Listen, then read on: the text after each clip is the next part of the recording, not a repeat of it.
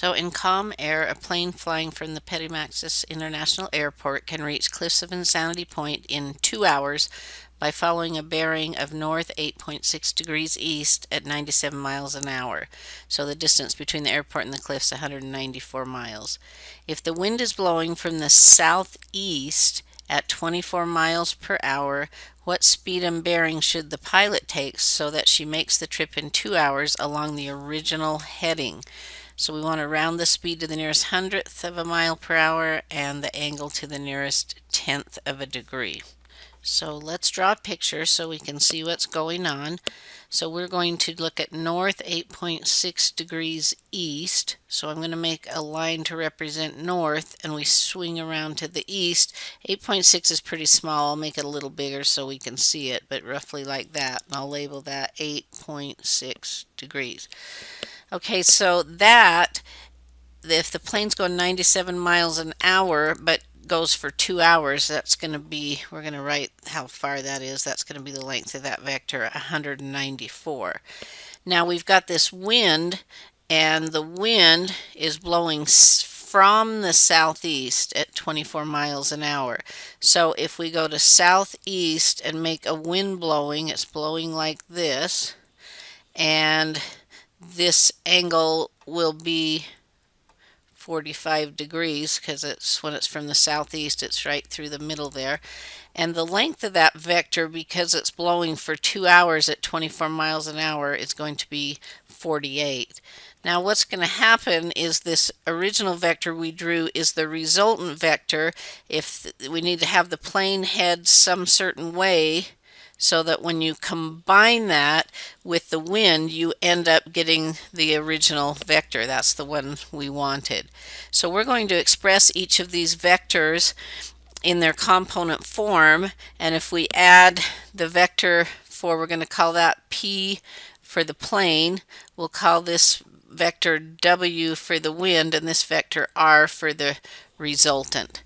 So let's go ahead and express those. We'll start first of all with the resultant vector R. We know the magnitude, it's 194. So I'm going to put that on there, and then it's going to be cosine of the angle of the vector. Now those vector angles are measured off from the horizontal here, and so this due north that I've got here would be a 90, and we were swung around by 8.6. So this is the angle for the vector, which is just going to be 90 minus 8.6. So that's going to be 81.4.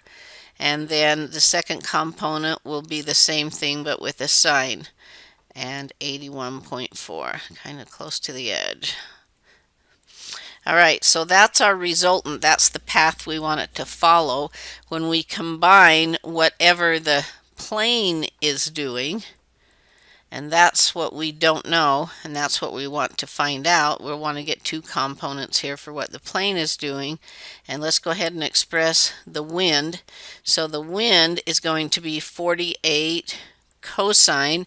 Now this was 45 degrees here, but if we wanted to know what the angle for the wind is, it's starting from the horizontal here around, so that's going to be 90 plus another 45, which is going to be 135. So 135, and then the second component 48 sine 135.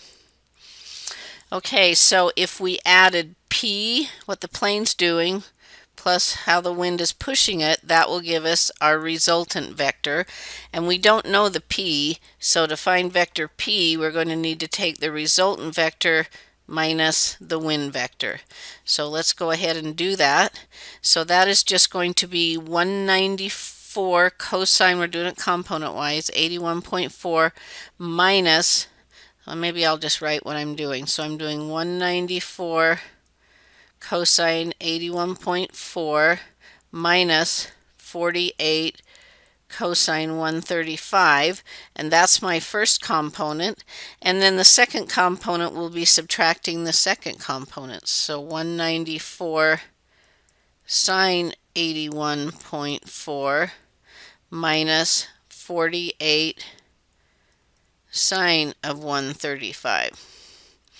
Okay, so if we go ahead and put those in the calculator, we will have the vector that represents what the plane needs to do.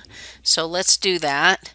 And I'm going to take them to 4 decimal places. So it looks like the first ones I get 62.951, and then the second one I get 157.8776.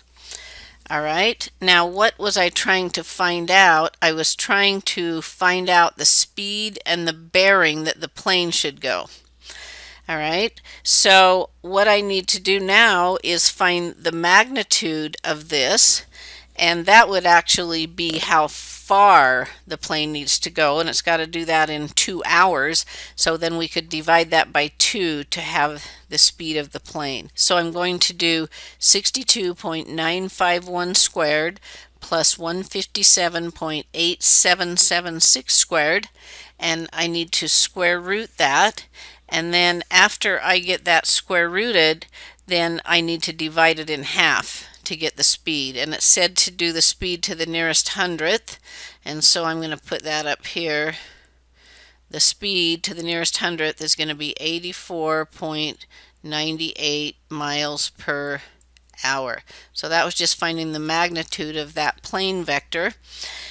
Now I also need to give a direction for that vector, and so I'm going to get the calculator and I'm going to do inverse tangent of this second component, the 157.8776, divided by the first component, 62.951.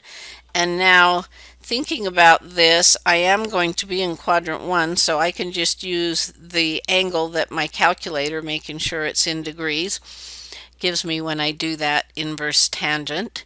And when I do that, I get to 1 decimal place, I get 68.3 degrees.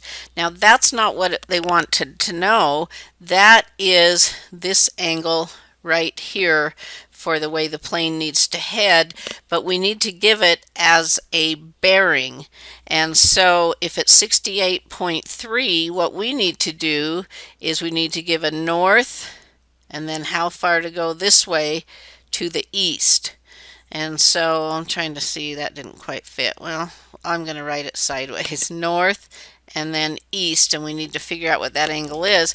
So that angle is just going to be 90 minus the 68.3, and it looks like that direction angle is going to be 21.7 degrees. So the bearing from north needs to head 21.7 degrees to the east, and then with the wind blowing it, it'll go right to its destination, that resultant vector.